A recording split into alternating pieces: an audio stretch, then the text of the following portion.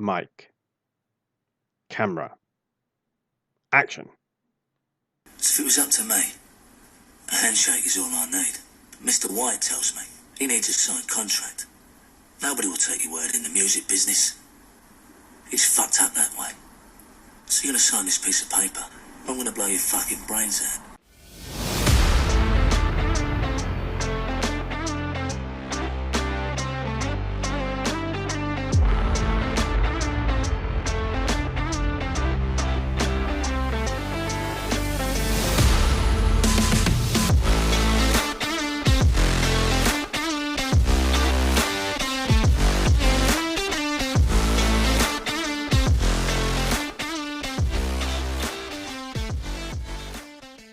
Welcome back to the Filmography, the show dedicated to watching every credited film from an actor's complete back catalogue, from past debut through to present day in chronological order. Each episode, I'm joined by an esteemed guest to watch and discuss the next entry from the Focus Filmography and consider how it ranks amidst their career and whether we can trace any typecasting trends or topic traits or theatrical tics. For episode 3, I'm joined by the comics emotion Mr. B himself, or should that be Mr. D, to discuss the third appearance of the Stath in the urban crime drama Turn It Up. We watch, you listen, and hopefully watch along too. So, sir, thank you for coming on. And I think I should probably say, in terms of the Stath filmography, taking one for the team. You know what? This is a brilliant project that you've got here, Jack. And you know, when you put it out there to the whole family, you know, you're doing this Jason Statham kind of rundown as the first part of the project. So hopefully it'll go on for many years after that. Everyone was clambering for all the classics, you know, the Snatch, the Lock, Stock, you know, Mean Machine, things like this, Crank. And I was like, okay, you know, it's hard to get a project off the ground, so just stick me down for whatever. And yeah, I know you've done a couple of classic Stathams, and yeah, I'm glad I've watched this one in a way, but yeah, it does feel a little bit like taking one for the team, but you're kind of taking one for the team as well, I guess, you know, in honor of the project. That's true. Yeah, I mean, I'm forcing myself to do all of these irregardless. But for you to volunteer, I really appreciate it, because, you know, the list was filling up nicely, as you said. Those classic ones went, and then the list was filling up. There are a couple of early gaps that just seem to stay and stay and stay, and this was definitely one of them. And it's one on the list which I'd actually never seen before. One of the few. He's got 41 current films in his filmography. And I think 4, I'm sure, up until the start of this project. And this was one of them. And there's probably a reason why. I don't think why that is. What about yourself? Where do you think you lie in his filmography? How many have you seen? So I think I've saw the main ones, like say Snatch, Lock, Stock. I think the first time he really came to my attention, though, because he certainly in Lock, Stock, he was a bit of a background character, that ensemble cast, and he didn't stick out in my memory as being, you know, one of those characters in the forefront. It's probably Mean Machine. You know, they brought him out as this psycho goalkeeper kind of thing, and it was like, oh, you know, he does seem like a bit of a badass. So he caught my eye at that point. And then obviously, you know, things like Crank and things, he seemed to, for me, even though he'd appeared in Mean Machine, he caught my eye. I never really saw him as being that leading man, but then he did seem to get these B movies and stuff. And then really for me, it was when he started appearing in Expendables, because if you talk about 80s action royalty, you know, that's what the Expendables is, isn't it? And so to be at that table, I thought, fair play to you, you know, that is a feat.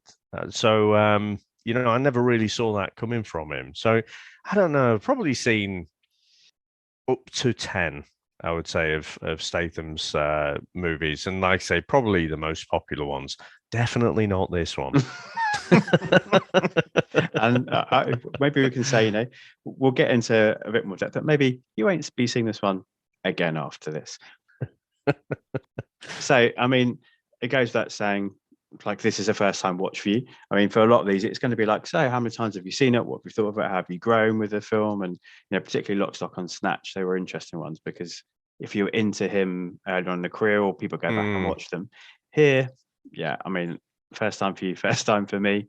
But knowing what you were getting into after taking one for the team, what were your expectations before you started watching?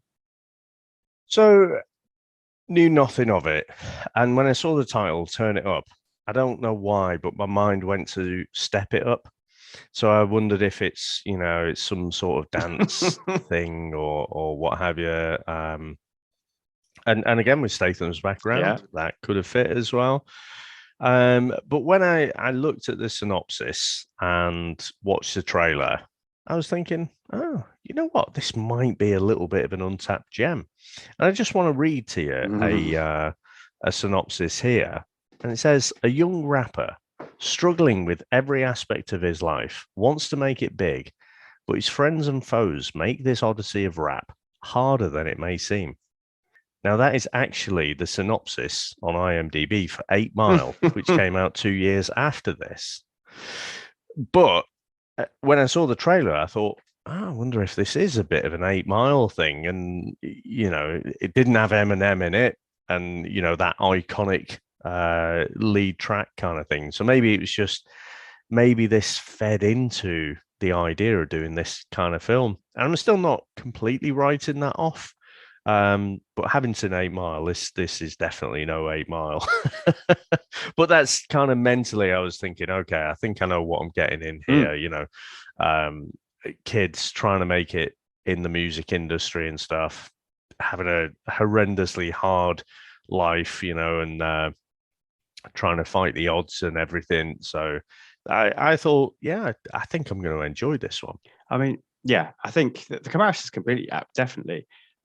I think there's one that does it a lot better. And I think besides everything, I think 8 Mile does it better because it knows what kind of film it wants to be. I think we've got to look at that as we talk. This is very confused at times. But I want to pick up on something you just said there about the idea that this is kids trying to break into the rap scene. I'm not sure how old Praz is meant to be playing. So Praz, our lead protagonist, ex-Fuji member, definitely a singer, not an actor. I think he's meant to be, as you said, like a kid, maybe 20. He looks like he's about 35, doesn't he? Yeah, but I watched that many crap movies as part of the VHS Strikes Back. I kind of that washes over me a little bit, and you think of like stuff like Beverly Hills 90210, it's like you got Luke Perry who's about 24 trying to play someone who's in high school kind of thing. So you're right. I guess he's clearly older, but then it doesn't have them in school, does it? But the way they're behaving like makes you think that they are a bit younger. But yeah, he does look about 30. But to be honest, I mean, let's get it out there. The acting in this is horrendous. So I think regardless of what age he's supposed to be playing, he doesn't sell anything at all. I mean, he's almost sleepwalking Praz, particularly through this movie. And I know we'll obviously focus on Statham as well, but I have to say I didn't hate this movie at all. I thought there was some of the raw ingredients of making a really good movie. I don't particularly think there was anything fresh and new about it. It's been done before and it's been done better before. But yeah, I thought it was okay. But yeah, some of the acting was really, really bad. I think you've got Praz and Ja Rule at two ends of the scale. I think Sleepwalking is the perfect way to describe Praz's performance. I'm not sure who thought he was a leading man, but I mean, his film career didn't go on to light up the screen from this point. Let's put it that way. So he's like, I'm going to use the word stoic, but I mean, Sleepwalking is a far better description. Very little emotion coming off him, almost inhuman at times. Whereas Ja Rule is all noise and all movement and all playing into that very stereotypical view of like that kind of best friend wannabe gangster on the street. Yeah. I think, and I mean, I don't know the director. I'm trying to see Robert Adetui or something like that. Yeah. Adetui. Yeah. I don't know.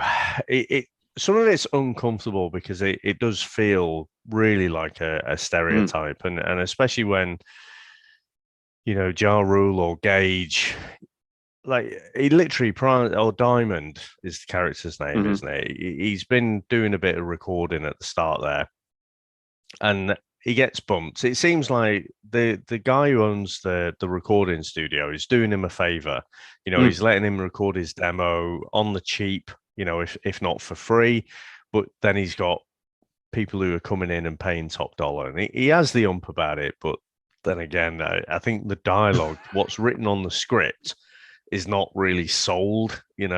But then he goes out to Gage, and he's ready to go in there, and he's pulling his gun out, and you're like, yeah, I think that's a bit of an overreaction. I know what the story's trying to tell us. He's a bit of a hothead, but I just thought it was too much too early there. I completely agree. And like you and I spoke before recording, like when you volunteered to take one for the team, and we sort of said, like, are we the right two people to discuss what looks like an urban crime film, perhaps set in a corner of the Wire projects or something? I mean, no, but probably not. But also, this film watches like a middle-aged white guy's view of what life in the hood and on the streets is. So maybe we are perfect. Yeah. I don't know. The people behind it, yeah, as you said, they're hitting every cliche in the book. I mean, you've got the wild friend, the wannabe rap stars, the caught up in the drug life, the, as it turns out, pregnant girlfriend, the dad who comes back and wants to get involved. Like, it's literally like bingo. And we'd win real quick hitting all these like cliched narrative plot points.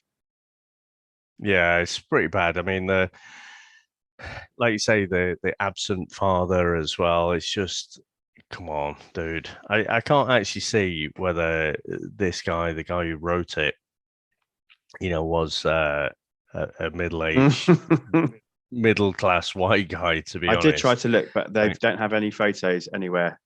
No.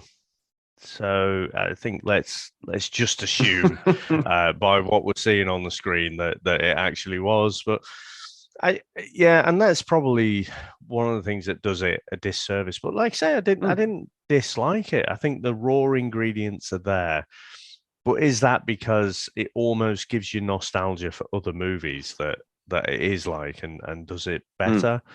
I mean, I think one of the things which I really struggle to kind of deal with is when you get this setting and you get Praz and you get Diamond and you get Gage, and it's not really explained too much why Gage is so passionate that Diamond has got the right stuff to make it in the music industry. Now, I've done demos and things, right? You need to pull together a couple of £100 and you get a day or 2 days in the recording studio, and then you've got a demo. This guy seemingly has months of free studio time and can't get a single demo together. So I don't, and he's not putting, this is not Dream Theater, he's literally rapping to a backing track. So I don't understand what takes quite so long, but he's not only an excellent rapper with a lot of talent, he's also Jason Bourne. Yeah. And out of nowhere, when we do get our introduction of Mr. B, so played by Jason Statham, you can see that, he's saying to Diamond, can we have a word? And Gage basically go away. And it's like, but why? Why is he suddenly taking a shine to Diamond? We haven't really seen anything to suggest why he's so good. Why does he see a lot of potential in him, to be one of his kind of main pushers or whatever? It was just, I don't know. It's one of those. I guess you have to forget about it and just go along with the story. But it just seemed. It just made no sense to me at all. No, it doesn't make any sense. I mean, and it comes off the back of a John Woo inspired action scene as well, which is absolutely hilarious. Like, Diamond and Gage go to this drug deal, don't they? And it goes south quickly. And Diamond sees out the corner of his eye something's going on, and then suddenly they're both pulling two-handed guns, and it's slow-mo and diving through the air. It's like, it's actually not too bad of a scene choreography-wise. It just doesn't fit in this movie at all. There's a film called Judgment Night. I don't know if you've ever heard of it or seen it, with Stephen Dorff and Emilio Estevez and Cuba Gooding Jr. And they're out. They're going out to a boxing match, and they take a wrong turn, and they get caught up in this crazy, like, I don't know, misadventure, I suppose, where some drug dealers are chasing them down because they witness a crime. But the situation is kind of outlandish, but the way they deal with the kind of crime and violence and action in quote marks is quite realistic. This just goes all out for like 4 minutes of madness, and then goes back to just a normal urban crime drama. It's really weird. Yeah, it just makes no sense, does it? Like I say, he's Jason Bourne levels of badass. So he's not just. It becomes then not just a story about this kid who's trying to, elevate himself out of his current predicament and break into the music industry and open doors. That's his way out of the projects or whatever, isn't it? But Christ, it's almost like he should have been an ex-Navy SEAL or something with skills like that, shouldn't he? So there's a whole side, a prequel about his time in I don't know, Afghanistan or Iraq or whatever. It'd have been 2000, wouldn't it? So yeah, I very, very confused. And also, I think as a movie, and also that changes how we're supposed to view him. I think, like, I can root for Bunny Eminem in 8 Mile because you want him to get out of that life. You could root for Diamond if it was about his ability and him not being given the opportunities because of where he's from or his skin color or social class issues, whatever it might be. But the fact that he's a drug dealer and a murderer kind of tempers that sympathy a little bit. A little bit. So for me, I think the fact that he's an absolute badass tempers that that enthusiasm to get behind him. Now, I kind of think if we open up a little door here and we say, well, if you are born into poverty, let's say, and having no privilege whatsoever, and you have, you've got a family, you've got friends and everything, and you've got closed doors in every direction that you look, would you turn to crime? Would you start dealing drugs? Would you start going beyond the law? Yeah, I think you would. So for me, I think doing some drugs in some scenarios is a case of needs must. We can turn our nose up at it and just say, oh, well, you shouldn't break the law. Well, what if you've got a starving family to feed or whatever? I think all of us would do, wouldn't we? Yeah. So it wasn't that bit that stopped me rooting for him. It was just the fact that he was almost playing Grand Theft Auto on cheat mode.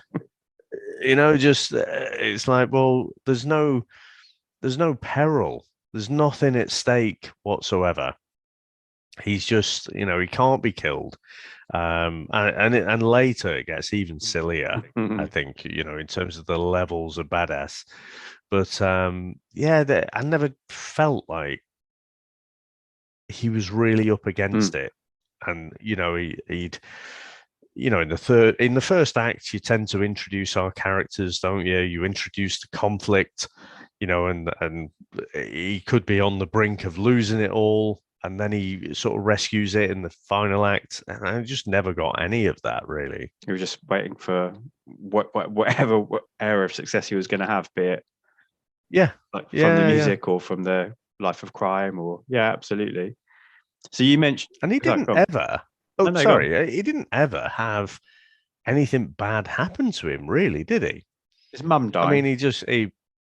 well, yeah, but everyone They do, dies, don't they? yeah, I yeah. mean, so, okay, people's parents do pass away, but he didn't have any kind of conflict that was Mm. introduced which took something away from him. Okay, you could say his mum died, but that was just a plot device to bring his Oh, dad in. 100%. Yeah. She was on screen for what, 2 minutes maximum? Yeah, it was weird, wasn't it? It was almost to the levels of The Room, where, the mum talks about having breast cancer, and then it's like, that's it. We're just going to put that to the side and never speak of it again. It was like, Mm. oh, we get to know the mum. No, she's dead. Okay, now let's meet the dad. That's 100% true. And I think The Room is an apt comparison because you mentioned that scene when the Stath comes in and he's Mr. B, their little local crime lord. Some of the filmmaking of that scene was embarrassingly amateurish. Just some of the stuff just really stood out. It's just a certain moment when you mentioned like when he comes to speak to Diamond and then he sends Gerald's Gage out. But there's a bit when like Yeah, Statham's Mr. B walks into shot from out of shot, and it just felt right. really amateurish. It felt like something that my students would do. It's just not something. I don't know why I'm picking that out particularly. There were a couple of other moments later on as well, but it just felt like filmmaking by somebody who doesn't know where to put the camera or how to cut or like how to move it or Oh. like walking into frame just feels wrong somehow. Oh, it's interesting that I honestly didn't pick up on that, but I think with your background, you'd pick up on stuff Mm, like that a lot more. So I didn't notice that at as you all. said, maybe it's the VHS stuff and the shit that Chris makes you watch. Oh my God, yes, Because the other bit yes. was later when he had the confrontation with his girlfriend when he was talking to Kia, and then she had announced that she was pregnant, and then they had a really uncomfortable, poorly acted scene about whether he was going to be a good dad or not. And she walked away from Mm, camera down the corridor, and then came back, and then walked down the corridor again, and then came back. I didn't yeah, know what was going yeah. on in terms of the staging and the framing. It was very odd. That was bad. Now, who is in charge of that? So obviously you get the director who's ultimately accountable for Mhm. everything, but you have people in charge of things like Mm, cinematography, don't you? So that's who it would be. is it that Mhm. person? Yeah. So I mean, Yeah. you're the director, and you turn up and set, and you say to me as a cinematographer, "This is the shot I want to get, and I want to capture." And then that is then my job to try and get the camera in the right place and talk to the lighting crew, and then you look at it and say whether you like it or not. But I think it's changed now in modern filmmaking, but sort of recent history, directors wouldn't necessarily know about how cameras work, or they know what they want the shot to look like. Um, Mm, and it would be the cinematographer's job really to say, no, that's not going to work, or like that framing's not right, or the proxemics, so where people are standing and how they're moving in this example will look bad. It's not the right thing to do. So somebody amongst this crew, I mean, the budget was fairly decent. It was 13 million. that is a fair chunk of change, isn't it, for I this don't know where it movie? went because it looks cheap. It's possibly some on the back of toilet Yeah, seats, I think maybe. so. Because, the Statham was cheap at this point in his career as well. And I can't imagine Exactly. Bras or Ja Rule cost very much. Yeah, it's got to be something. I mean, the music was Mhm. okay, I thought, through the movie, but without having a particularly standout track that is really memorable. So, I mentioned Eight Mm. Mile. Convinced having that amazing track, accompany the film definitely elevated the popularity at least of that Mm. movie. But there was nothing on here that they'd have had to have paid a lot for. So yeah, 13 million. That is amazing for this. I mean, Statham would have been cheap, wouldn't he? At Yeah, this yeah. stage, he's basically been in Lock, Stock, and Mhm. Snatch. It's the same year as Snatch. I don't know which way around he filmed this or Yeah, Snatch. that's true. He might have even done them the other way, mightn't he? But I don't know. I Yeah, it's it's an interesting one for him to get, but I don't know. I don't want to ruin your No, format, not at all. and we're going to focus on Statham. But I didn't go back. I didn't have time to go back and watch Snatch, but it was interesting to listen to your comments of from Lock, Stock, and then in the last one in as Snatch as well, and it just tracked that progression. And watching this one, I thought there were ingredients here of definitely what we know the badass Statham to be today, because here he was playing this gritty, badass gangster, wasn't he? And from what I heard you guys talking about in the first couple of movies, he really wasn't. Certainly Lock, Stock, he's just kind of caught up in everything, wasn't he? And even in Snatch, from what I remember you saying, it wasn't like he was a badass. He wasn't intimidated by people necessarily, but he wasn't the aggressor. No, not at all. Whereas here, he absolutely is, and he's got the guy's from Derbyshire. Do you know many people from Derbyshire? I don't know. I know a few people from Derbyshire, and it's very close to Yorkshire. So the accents of the people that I know from Derbyshire are very like, you'd sort of mistake it for Yorkshire. Probably a terrible accent, probably offended lots of people from Derbyshire there.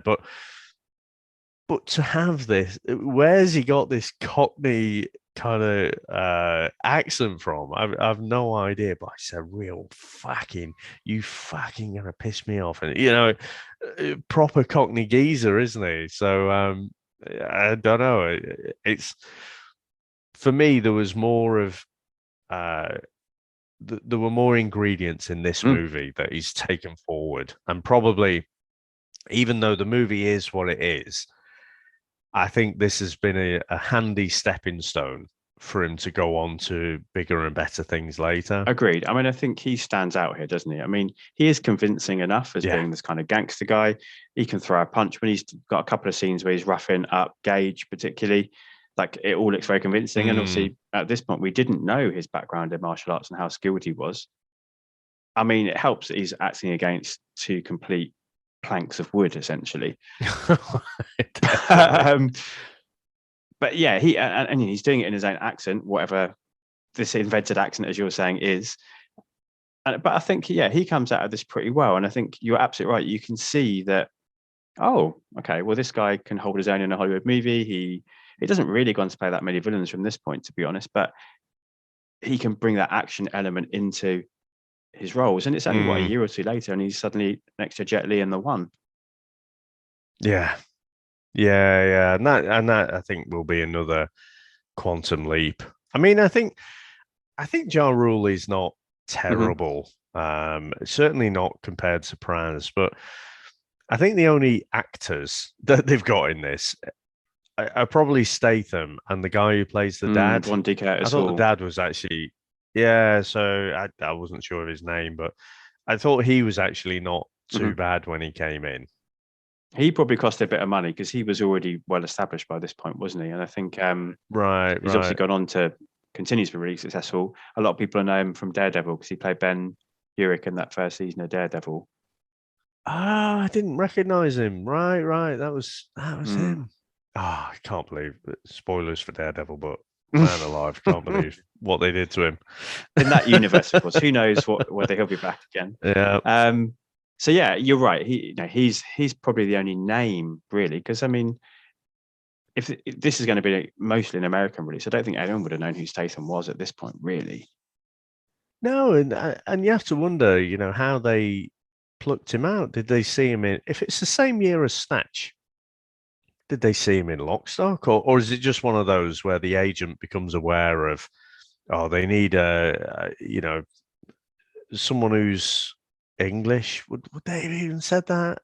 I don't know. Just someone who can play a mafiosa type person, and then he probably tried to put on his best American accent, and it was like, mate, play a Cockney, it's fine. Yeah, well, we know how that goes when he does try it in some later movies.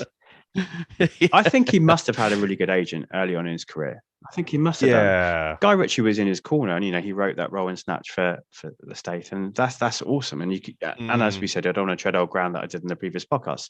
You can see his evolution just from one film to the next.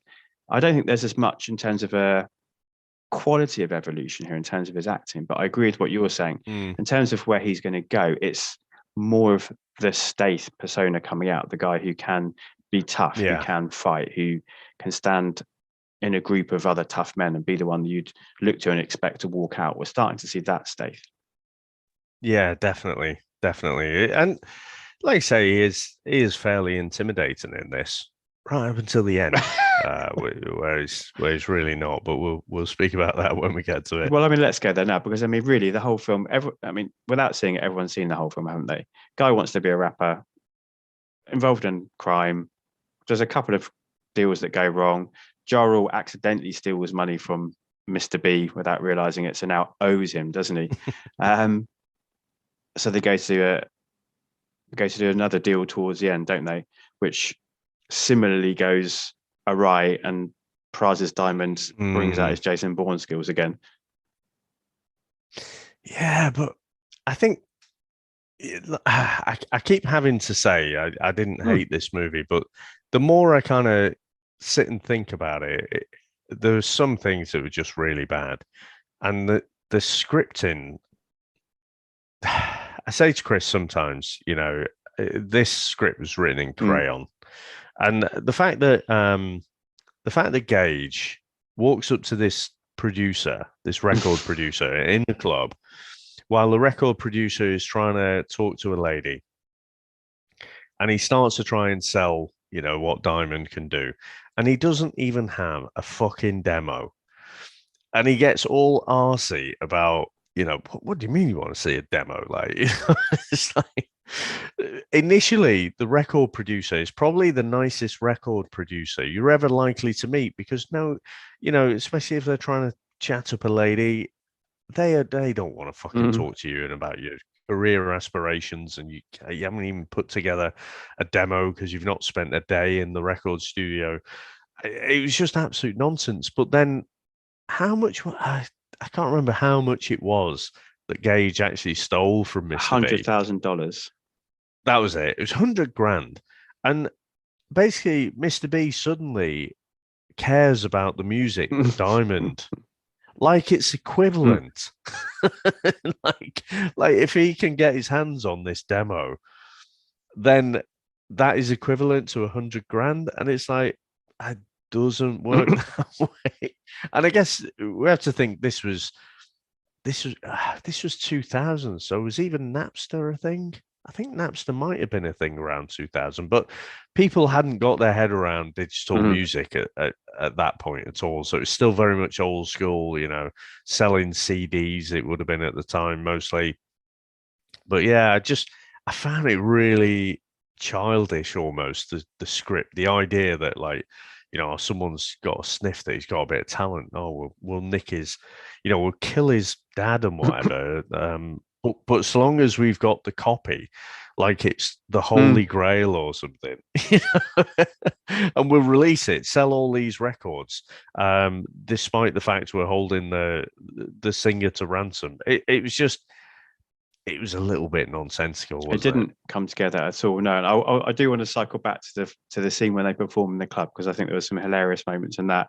But we were there, I think, and I know this is your favorite bit of the movie, when it's the big face-off, as you were talking about, in the record studio. Yeah. The poor producer has been gunned down already, and then Ja Rule bursts in with his John Woo twin guns blazing and gets mowed down by Mr. B as well, leaving Diamond and Mr. B in a classic John Woo face-off with the recording booth glass between them, both blasting away both barrels at each other, somehow always missing, like everyone always does in a John Woo movie.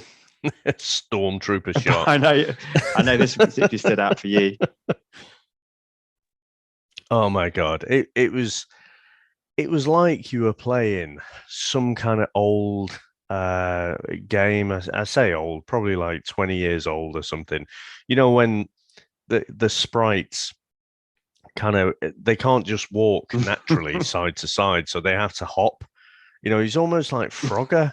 and Statham is jumping from left to right of the screen, and it is so ridiculous. I'm doing the motion now, but obviously you can't see me on the podcast. I just couldn't believe what I was seeing. And again, all the way through the movie, you're thinking, yeah, Mr. P is a bit of a badass here, but he looks like such a knob. And again, it's so nonsensical because they're just stood up shooting at each other. Now, even stormtroopers would have caught a couple of shots there. The idea that they wouldn't just hunker down and try and hide behind something and get a few shots off, it just looked ridiculous. And I must admit, I did enjoy that bit just because it was so bad. And again, you sort of think Statham didn't have at this point any weight. If he'd have said, if he was getting told to do this, he would have just had to have done it. He wouldn't have had the chops to sort of say, look, that's ridiculous. I am not doing that.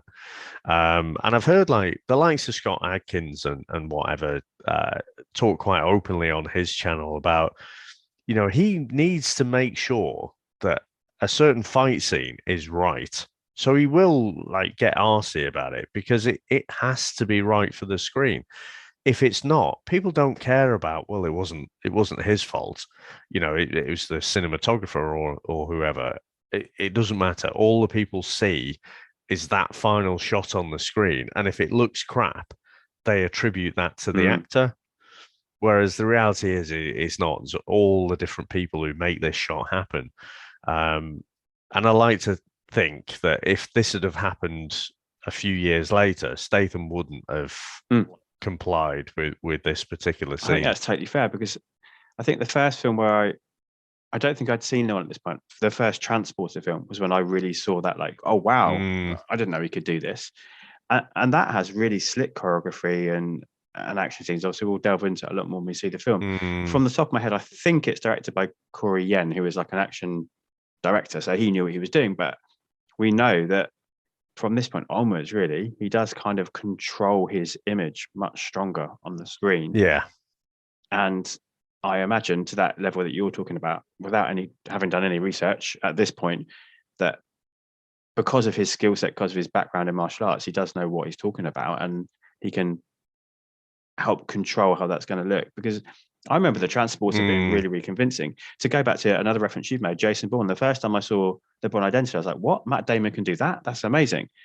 And that was totally convincing. And I think I felt the same when I saw the Statham and the Transporter. Yeah. I mean, you got that to look forward to, of course. So I will try and watch along, time permitting and whatever. So, because it is... I'd watched Lock, Stock and Snatch quite a bit back in the day, so I didn't feel like I had to watch those. I watched the Transporter like once, so it's interesting to plot this evolution as he's going. And I guess it's the same with any actor, probably, where you don't start off knowing everything, and of course, if you did, well, everyone would just say, well, you've never progressed as an actor. So, it's double-edged sword, isn't it? You want to see progression, but you want to see them being brilliant from the start. Whereas this is such an obvious progression for me. I'm doing, just for fundies, I'm also doing DiCaprio with my partner. So we're watching through all of his movies. He obviously started a lot younger, but he was already like trained in quite a finished article as a young child. By kind of film 3, he's already getting Oscar nominations and he's already, the next best thing. And so I think the Stath is lending himself to, as you just said, like a greater evolution, a greater change from street seller, like street market, diver, model, oiled up dancer, as he was, to in one of the biggest franchises in the world, as it turns out, once he's into the Fast movies. So yeah. Do you not feel, I mean, not to tangent too much, but I feel like DiCaprio, maybe not so much today, but certainly in his younger days, the fact that he was so pretty meant people didn't take his acting as seriously. 100%. Same as Brad Pitt, I think, as well. And they both had to work really hard to put their pretty boy roots behind them and prove what good actors they were. And they've both definitely done it ultimately. But yeah, 100% agree with that. Yeah, and it was great to see them both in Once Upon a Time in Hollywood as well. Oh, it's so good. Okay, so yeah, I wanted to cycle back to no because I do think I think we kind of covered off the statement. Really, I don't know how much screen time he's got. Maybe about 15 minutes. There's one more good scene when he's like putting Ja Rule's Gage's face on a meat slicer, and he's kind of being a tough guy again, like talking like that, and I'm going to slice your face, mate. But really, he's not in this at all, is he? No, it was good. I wouldn't have minded seeing a finger, like a little pinky or something going there, but I mean, it's a one and done, really, isn't it? If you're going to slice someone's face off like that, it's like there's no coming back for that. Whereas if you start with a little finger, you kind of amp it up from there. Like an escalation. Oh, I sound a bit. You Yeah, thought about that a bit too much.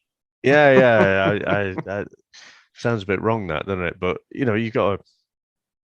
Yeah, it just wouldn't work. So I never really felt like he was going to see that through. But yeah, he was almost like a Poundland kingpin, wasn't he? Obviously Daredevil was much later, the series, I mean.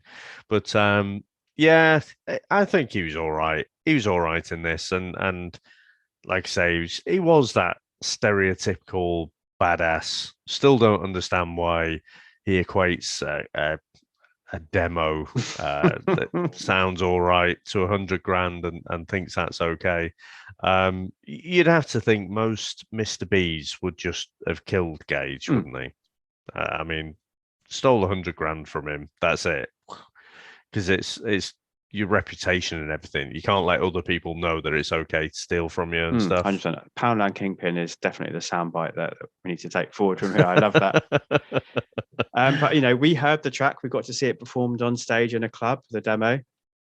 No wonder Mr. B wants it so badly. What I thought was hilarious was it was like watching an old episode of Top of the Pops. The lip syncing was so awful. And this is a guy who just spent his whole career up until this point being a singer. I didn't get it. Like that scene on the stage was so bad. Yeah, I can't really explain that. I mean, I haven't followed his career at all, but maybe he's not used to it or something. Not used to the miming. I mean, that's the problem, isn't it? Especially, I mean, I've not watched the old Top of the Pops for years, and some of them for good reason. But when you had proper bands on there, you could just tell they were either taking the piss because it was just ridiculous, or they were just really bad at miming. So they're used to actually playing their instruments and singing and stuff. But the thing is, with movies, you've got the time to actually get these things right. And like I say, it's not a cheap movie. It's not like they're trying to save on film, so they can only shoot it once, and then it's like, right, that's going to have We've got to it. do. Move on. Yeah. Yes, this is not Dragon Sound, So I don't know. I've got no explanation for that. But I mean, you mentioned about the budget. I do like to have a laugh, cheeky little laugh occasionally, but when you look at the budget and the box office, and again, it's not true that you need to double the budget because you've got all the marketing and costs and what have you, but it cost 13 million but made 1.2. I think word of mouth didn't do this one any favors. I'm sure it didn't. I mean, it's obviously the first flop of the Statham's career because Lock, Stock and Snatch are both big successes. It's actually in his bottom 3 earners of all time in his whole filmography. So this really is, down the dregs for him. And looking at the ratings, it's actually the second worst rated film amongst his filmography as well. So I think probably you're coming at it liking it more than most other people. Quite possibly. I mean, like I said, I didn't hate it. It was only when I started to think about it after it was just pretty poor. But I think the fact that I'm not going to hold it too much against him, in his filmography, because he was kind of this. I don't know. Was he even like really the big bad? It was more that he was part of their previous life, wasn't he? Mm. He's the gangster, but ultimately it's a world that Diamond's trying to get out of. So, he just didn't play that big a role in it. And like I say, it's familiar to other better movies, which I think mentally just makes me think, it makes me feel a bit of nostalgia for those movies, and so it elevates your senses about it. It definitely feels at least 10 years, if not more, out of its time. If you took it 15 years back into that kind of mid 80s to 90s era, in terms of the type of film it is, this could be like a Cannon movie, probably, to be honest. Not with a 13 million budget, but in terms of the quality of the writing and what they're trying to do, the storytelling and the cliches they're hitting, it's not too far off that, I wouldn't have thought. No. It's got no Chuck Norris in it, obviously, No. but I'm sure the Stath wouldn't mind that as a comparison. I tell you what, this could be a splinter project, but Canon films where the Stath could be recast. You could put the Stath in a Canon film. Mission in Action 2, or the first one as well. Could he have done a bit of a Chuck Norris there? The Delta Force? Yeah, Delta Force, Cyborg, Jean-Claude Van Damme. I think there's a few that he could have slotted right into there. Yeah, absolutely. I like it. Just need some, we need our experts. We need Tony and Max on this to tell us some other films in which they do love their Canon, don't they? They absolutely love it. I'm pretty tapped out, I think. I'm not sure there's much else to say about this unless there's anything burning that you can think of. No, I mean, like you say, it's one that is ticked off. There's so much going on in Lock, Stock and Snatch, and there's so many dimensions to it, so many layers, and this one there's not. No, sadly. Other than, like, you've picked it out perfectly. Other than that, it's not an evolution here, but it's a step into Hollywood. It's a step into, and I'm sure he is grateful for that, but I'm not sure it's one he goes back and talks about too often. No, I can't think so. Around the dinner table with Sly and whoever else has got around his dinner table, all his Hollywood friends now. I'm not sure they're bringing up Turn It Up too often. Yeah, I mean, but actually, I'm just looking. I mean, you've got Ghosts of Mars coming up, and then you've got The One. So probably, it probably was The One, wasn't it? Where people really started to think of him more as an action hero. The first two movies were more about him just being there in this kind of gangster world, in this gritty part of England and what have you. Here he's playing that gangster, being a bit of a badass, and then becoming that action hero. So I don't know. I would speculate that without this, he doesn't go to The One, unless he just has got this super agent who's just brilliant. I think you kind of have to see him as a bit of a badass, whether that's a protagonist or an antagonist. You have to see him as that to even start to think of him as someone who's going to go up against like a Jet Li. It's a definite stepping stone. I agree. Yeah, 100%. Yeah. And Ghost of Mars, that's another one I haven't actually ever seen. But if somebody calls and says John Carpenter wants you in a film, you say, yeah, right? 100%. And then, yeah, agreed. Like, The One is the one where we see that kick on. And so, yeah, hopefully that will track and we'll see this really interesting evolution of him and who he becomes. And we've got the few in there amongst the back catalogue where you can see him trying to do a bit more dramatic or trying to, add another dimension to the kick-ass character. And I think he pulls it off at times better than others, but he kind of stays on a nice steady track for a while, doesn't he? After he hits that kind of, The One, Transporter, Expendables, Hobbs and Fast and Furious. No, Shaw and Fast and Furious. Hobbs is The Rock, isn't it? So yeah, he gets a nice kind of You can track that kind of progression to where he's got to now. Yeah, you know, I was just looking. So Ghost of Mars is another one I've not watched as well, but it's got Natasha Henstridge, Ice Cube, Pam Grier, as well as Jason Statham. How have I not watched this? I'll be watching along in the next episode for sure. I think I watched the trailer and went, oh yeah, all right. So now, not all right. Now I've got to. Fair dues. I did some searching around for this. I don't. So you'll know from the other 2 episodes, trying to find some other people's views out there on what they think. There's not a lot. So yeah, on Letterboxd, M Vega 96 says the thing that saved this movie for me was the Jason Statham scene with the meat slicer. I mean, that is it. That's their whole review, which is great that they've picked the Stath out for us. Mm. And then Beatmart 17 says, I saw this movie for Jason Statham. I would not recommend the same for anyone else. Terrible acting, subpar plot, and no emotion. Look away from this travesty. But it is interesting that, well, I mean, I think what's happened is people are doing this without recording it. They want to go back and they want to see his whole back catalogue and they for themselves, like where he's come from. And he has been the thing that's picked up from this movie has been the only thing making it worthwhile.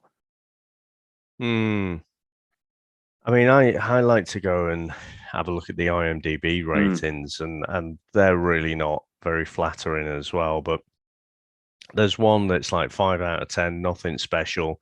But it does say at the end of that, it says Jason Statham is exceptional, though, as a British drug dealer, but even he can't help much.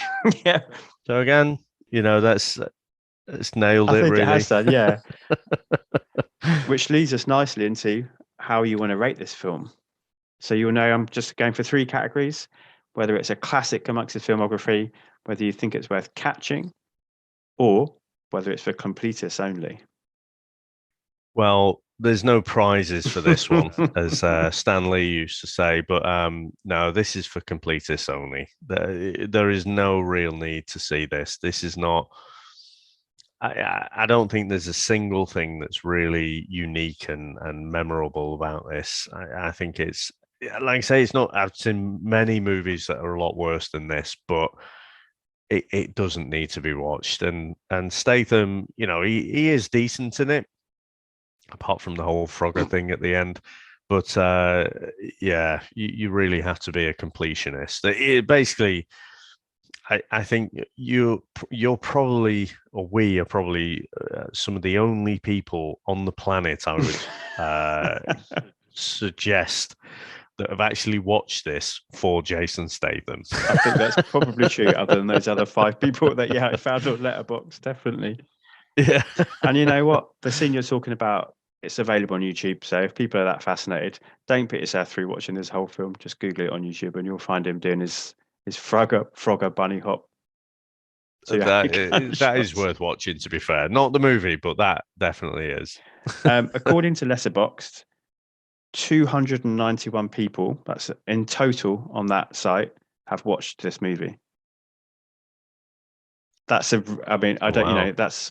I don't know if you've ever used Letterboxd and like how the dynamics work, but that's probably the lowest of any film that I've ever watched. And I've been on this for about 5 years now. You normally got 4 figures on this. So yeah, not even 300 people have watched and recorded that they've watched this film on there. Wow. So what and it does get a stonking 8% on Rotten Tomatoes, which, you know, again, I know you don't really like the aggregate sites as I don't, but it's handy for a useful metric. And I don't think I've seen many that are as low as that, to be fair. And as you said, I think that's a little bit unfair. It's not as bad as that. No. And that's the problem with Rotten Tomatoes, isn't it? It doesn't mean it's 8% of a good movie, and it leads you to believe that. It's just 8% of the people think it was okay. So yeah, I think, yeah, I want to say if you're into this sort of movie, then it's worth a watch. You know, but if you're going in for a Statham fix, then yeah, I'd stick to my completionist. Yeah, only. agreed. And if you're getting into this sort of movie, just watch 8 Mile. Yeah, definitely.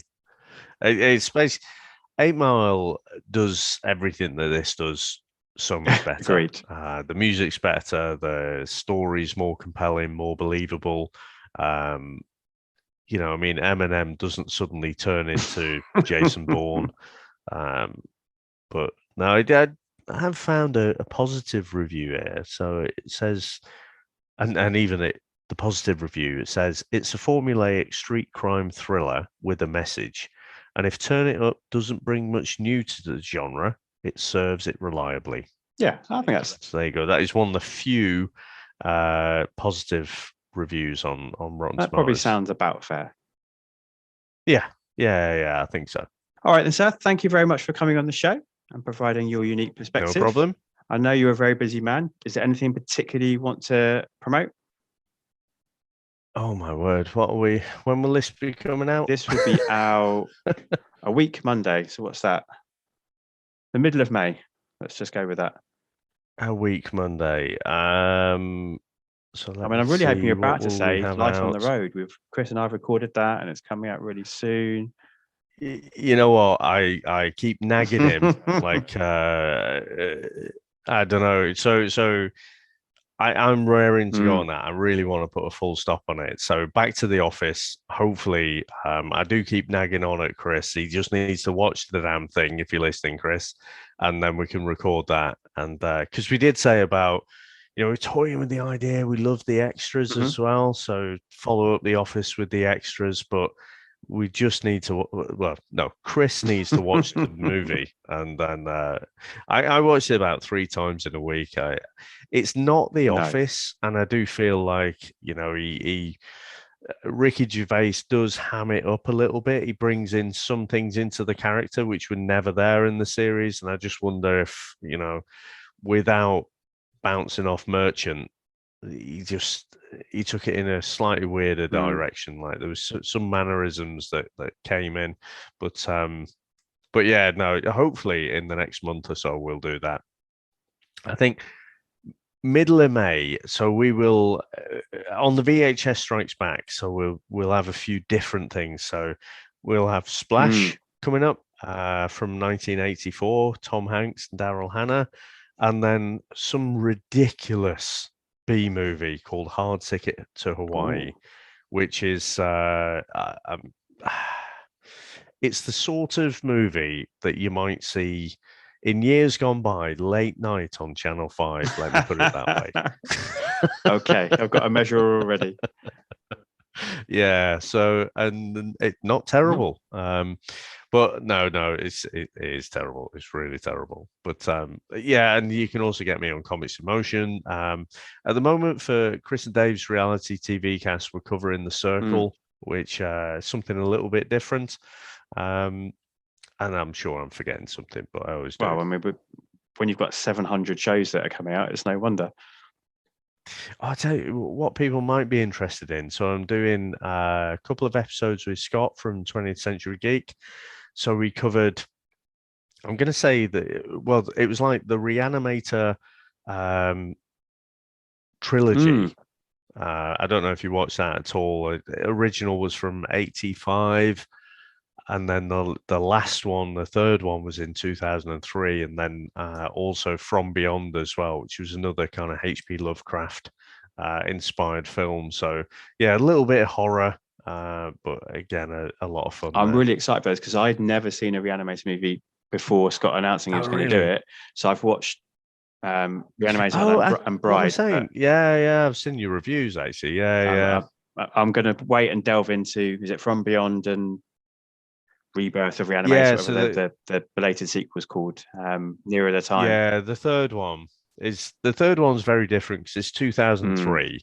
And then From Beyond I watched last, but that's 86. So really, yeah, we could have done it in chronological order. So Reanimator was 85, From Beyond 86, and it's got like Barbara Crampton and Jeffrey Combs in it as well, so it feels like it's the same universe. Yeah, I'm excited for those.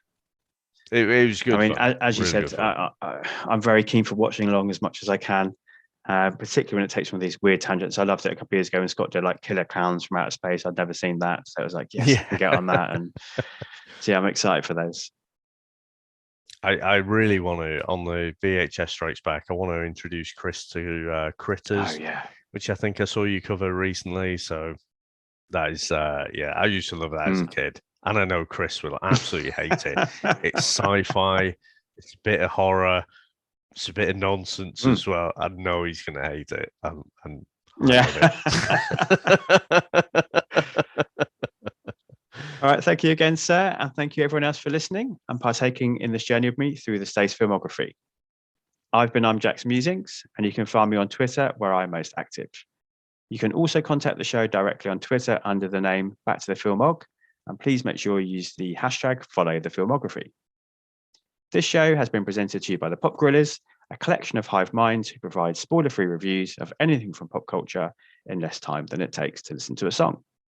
I'm also a proud member of the Comics Emotion family, a super place full of the world's greatest people dedicated to bringing you podcasts on a variety of geeky topics.